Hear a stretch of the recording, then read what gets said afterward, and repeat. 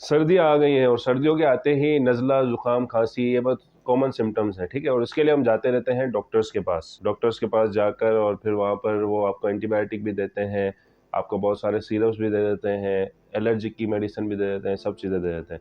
लेकिन कभी आपने सोचा कि हम इसको नेचुरली किस तरह ख़त्म कर सकते हैं? तो आज हम उसी के बारे में बात करने जा रहे हैं। अस्सलाम वालेकुम, दिस इज़ डॉक्टर यामीन बोचा और आज हम बात करने जा रहे हैं 9 बेनिफिट्स ऑफ गार्लिक, लहसुन के 9 बेनिफिट्स। लेकिन इससे पहले अगर आपने हमारे यूट्यूब चैनल को सब्सक्राइब नहीं किया तो जल्दी से इस चैनल को सब्सक्राइब करें, इस वीडियो को लाइक करें, बेल आइकन को क्लिक करें और ज़्यादा से ज़्यादा लोगों में शेयर करें। शुक्रिया। सबसे पहले हम बात करते हैं anti microbial activity of garlic. लहसुन की जो एंटी माइक्रोबियल एक्टिविटी है वो कैसी है? देखें, ये 4000 साल से लहसुन इस्तेमाल होता आ रहा है हमारे खानों में, ठीक है? और इसके अपने ही बेनिफिट्स हैं, बैक्टीरिया के अगेंस्ट भी, वायरसेस के अगेंस्ट भी, पैरासाइट के अगेंस्ट भी और फंगाई के अगेंस्ट भी। यहाँ तक कि वर्ल्ड वॉर 2 में लुइस पास्चर ने ये स्टडी की थी कि वो लहसुन की स्टडी कर रहे थे एंटी बैक्टीरियल एक्टिविटी की, क्योंकि जो वर्ल्ड वॉर 2 था वहाँ पर पेनिसिलिन खत्म हो गई थी और फिर उन्होंने गार्लिक को ही एज अ पेनिसिलिन यूज किया था। तभी गार्लिक को हम रशियन पेनिसिलिन भी कहते हैं। बल्कि इस पर तो बहुत सारी रिसर्चेस भी हो चुकी हैं। एक रिसर्च रिसेंटली की गई जिसमें ई कोलाई बैक्टीरिया को लिया गया पेट्री डिश में, जो कि इन विट्रो स्टडी थी। पेट्री डिश में लिया गया ई कोलाई ऑर्गेनिज्म को। ई कोलाई वो ऑर्गेनिज्म होता है जो ज्यादातर हमें यूरिन के इन्फेक्शंस करवाता है, पेशाब के इन्फेक्शन जो होते हैं वो ज्यादातर उसमें जो कॉजेटिव एजेंट होता है, जो कॉज करवाता है, वो ई कोलाई होता है। उन्होंने ई कोलाई को लिया और उसके ऊपर डाल दिया गार्लिक पाउडर और 12 घंटे के अंदर सारे के सारे ई कोलाई बैक्टीरिया मर गए थे। फिर एक और इन्होंने रिसर्च की, उसमें उन्होंने क्या किया, ई कोलाई बैक्टीरिया को लिया, ठीक है, और उसमें उन्होंने गार्लिक पाउडर नहीं डाला बल्कि गार्लिक को चॉप किया और चॉप किया हुआ जो गार्लिक था उसको डाल दिया और उससे भी ई कोलाई के बैक्टीरिया मर गए। यहाँ तक कि उन्होंने एक ऐसी भी रिसर्च की जिसमें सिर्फ उन्होंने क्या किया कि सिर्फ जो लहसुन की स्मेल होती है, जो लहसुन की खुशबू होती है, उस स्मेल को सिर्फ बैक्टीरिया के अगेंस्ट इंट्रोड्यूस करवाया, बैक्टीरिया के खिलाफ लेके आए और वो सारे के सारे बैक्टीरिया मर गए। इसकी बैक्टीरियल एक्टिविटी भी बहुत अच्छी है कि बैक्टीरिया के अगेंस्ट भी बहुत अच्छा काम करती है और वायरसेस के अगेंस्ट भी बहुत अच्छा काम करती है। बहुत सारी ऐसी स्टडीज है जिसमें इन्होंने कितने वायरसेस को लहसुन ने किल कर दिया। फंगाई, जो फंगल इन्फेक्शन हो जाते हैं, जिसमें हम एथलीट्स फुट जिसकी एक एग्जाम्पल है, वो हो जाता है, तो उसमें भी क्या होता है कि हम अगर लहसुन का इस्तेमाल ज़्यादा करें तो फिर उससे भी हमें फ़ायदा हो सकता है। सेकंड बेनिफिट जो गार्लिक का है वो है रेस्पिरेटरी सिस्टम के अगेंस्ट। मतलब रेस्पिरेटरी सिस्टम के बहुत ज़्यादा इश्यूज होते हैं सर्दी में। बहुत सारे पेशेंट्स आते हैं हॉस्पिटल्स में जिनको COPD होता है या दमे की बीमारी होती है, लेकिन वो सर्दी में बहुत ज़्यादा बढ़ जाती है। COPD जो बहुत ज़्यादा टाइम से स्मोकर था और फिर उनके फेफड़े जो हैं वो कंप्रोमाइज़ हैं और उसमें भी वो कफ के साथ या फिर डिफ़िकल्टी इन ब्रीदिंग यानी सांस लेने में तकलीफ के साथ आता है पेशेंट हॉस्पिटल्स में और फिर उनको जो है वो हम ट्रीट करते हैं, ठीक है। लेकिन गार्लिक का इतना अच्छा रोल है कि अगर आपकी ब्रीदिंग कैपेसिटी कंप्रोमाइज़ हो रही है, सांस लेने में तकलीफ हो रही है, तो आप लहसुन इस्तेमाल करें तो आपकी सांस लेने की तकलीफ भी सही हो जाएगी। उसके साथ साथ खांसी और ये जितने भी फ्लू और जितनी चीज़ें हमारे यहाँ सर्दी में हो रही होती हैं और मोस्ट प्रोबेबली एलर्जिक होती हैं, एलर्जी की वजह से होती हैं या फिर मोस्ट प्रोबेबली वायरल होती हैं, लेकिन हम क्या कर रहे होते हैं, हम एंटीबायोटिक्स खा रहे होते हैं। और ये बड़ा कॉमन है सर्दियों में जो है ना, वो जितने आप जनरल प्रैक्टिशनर्स के पास जाएं सारे के सारे आपको ऐसी एंटीबायोटिक्स लिखकर दे रहे होते हैं, ठीक है। तो उसमें आप लहसुन का इस्तेमाल करेंगे तो आपको हो सकता है कि डॉक्टर्स के पास ना जाना पड़े, जो जनरल प्रैक्टिशनर्स है उनके पास ना जाना पड़े और आप ये एंटीबायोटिक के साइड इफेक्ट से बच जाए। थर्ड बेनिफिट जो गार्लिक का है वो है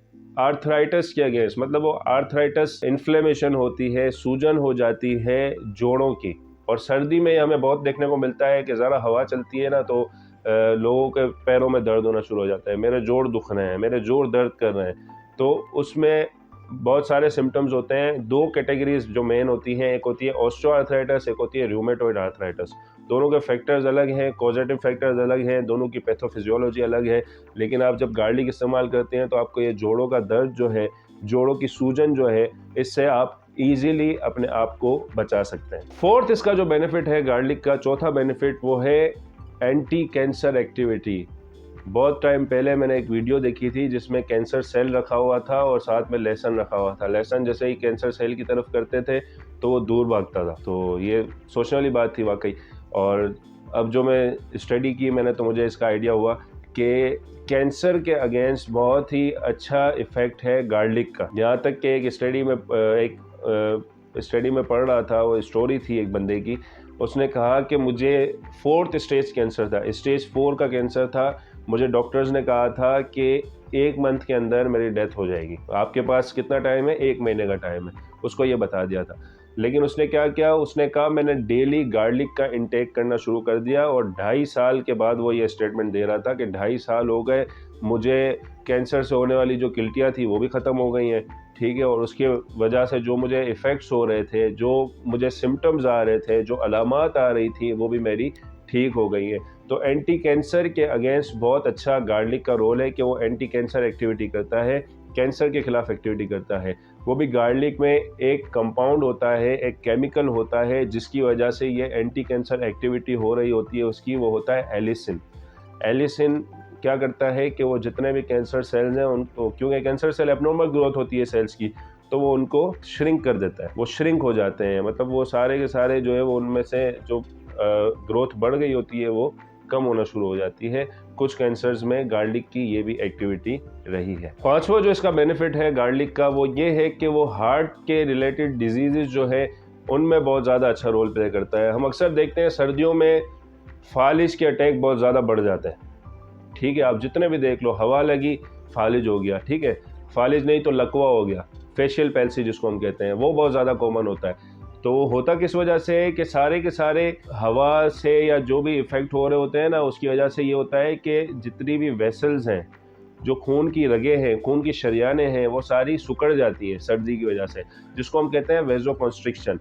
तो जब ये दिमाग में जाके अगर इसमें वेज़ोकॉन्स्ट्रिक्शन हो जाए, शरियानें ब्लॉक हो जाएं या शरियानें छोटी हो जाएं, तो उसकी वजह से वहाँ पर ब्लड सप्लाई नहीं होती और फिर ब्रेन के एक स्पेसिफिक टिश्यू को ब्लड सप्लाई नहीं मिलती। जब वो ब्लड सप्लाई नहीं मिलती है तो वो टिश्यू काम करना छोड़ देता है, और वो जिस एरिया को कंट्रोल कर रहा होता है बॉडी में, वो काम करना छोड़ देती है, जिसको हम फालिज कहते हैं। और उस फालिज के अटैक को कम करने में गार्लिक का बहुत अच्छा रोल है, ठीक है। सिर्फ ये नहीं, फालिज किस वजह से हो रहा होता है, मेन मोस्टली किस वजह से हो रहा होता है, वो हो रहा होता है ब्लड प्रेशर की वजह से, कि ब्लड प्रेशर बढ़ा हुआ है, उसकी वजह से फालिज के चांसेस भी बढ़ जाते हैं।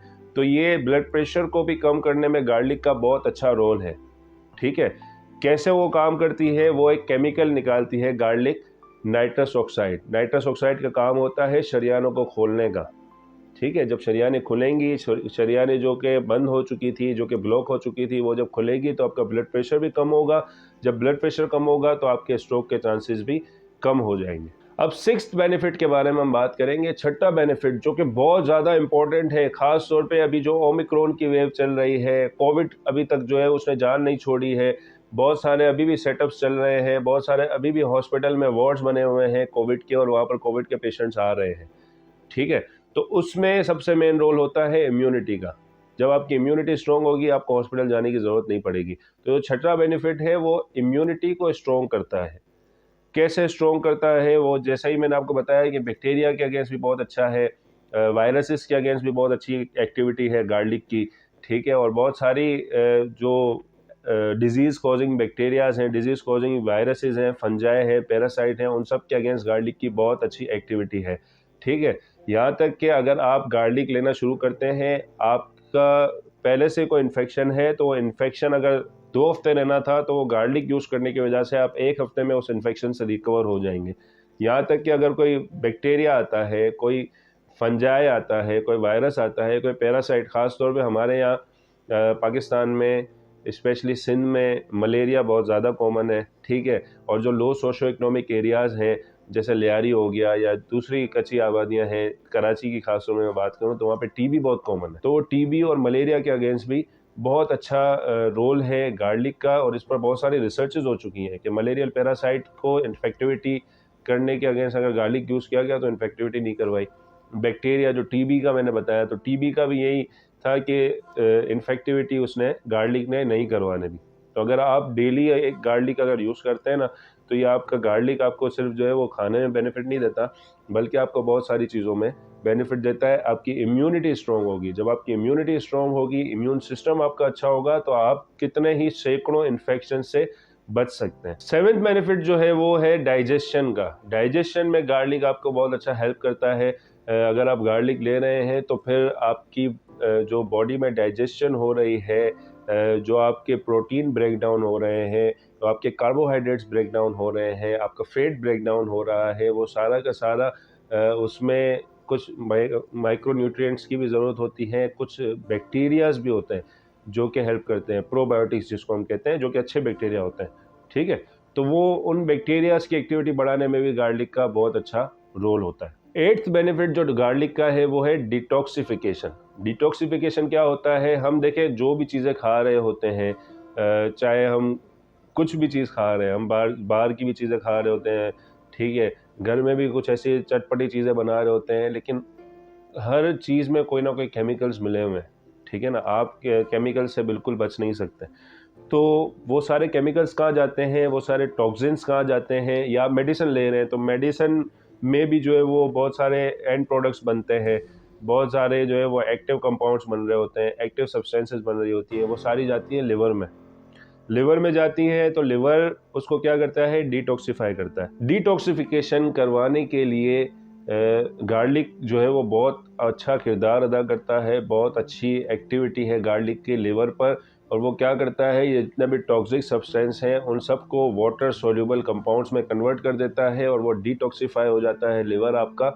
और डिटॉक्सिफिकेशन होने के बाद ये सारे कंपाउंड्स जो है वो बॉडी से निकल जाते हैं और हमारे लिवर की जो एक्टिविटी है वो ज़्यादा बढ़ जाती है, तो लिवर आपका अच्छे तरीके से काम करना शुरू कर देता है। और नाइन्थ बेनिफिट है जो गार्लिक का, वो है बोन को स्ट्रॉन्ग करने में। गार्लिक अगर आपका डेली यूजेज होगा तो आपकी बोन्स जो है वो स्ट्रॉन्ग रहेंगी।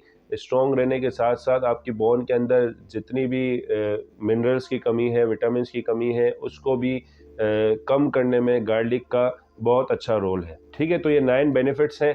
अब गार्लिक के बारे में जो मेन अहम बात है वो मैं आपको बता दूं। देखें 80% दुनिया में जो गार्लिक आता है वो चाइनीज़ आता है, चाइना से बनकर आता है। तो वो गार्लिक जो है वो, हम इतने बेनिफिट्स तो सुन रहे हैं, लेकिन होता ये है कि गार्लिक का हमें कोई बेनिफिट, हम सोचते हैं कि यार कोई ख़ास बेनिफिट मिला नहीं।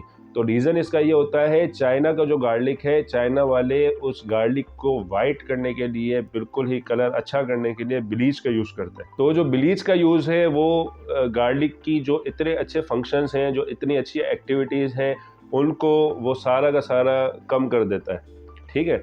तो आप कोशिश करें गार्लिक आप वो वाला इस्तेमाल करें जो कि लोकली बना हुआ हो। पाकिस्तान में जहाँ गार्लिक तैयार होता है आप वहाँ पर जाएं और उस गार्लिक को आप यूज़ करें। उस गार्लिक को यूज़ करने की वजह से आपको ये सारे बेनिफिट्स मिलेंगे, ठीक है। गार्लिक में एक आता है ब्लैक गार्लिक, वो बहुत ही ज़्यादा न्यूट्रिएंट रिच होता है, बहुत ही अच्छा होता है यूज़ करने के लिए।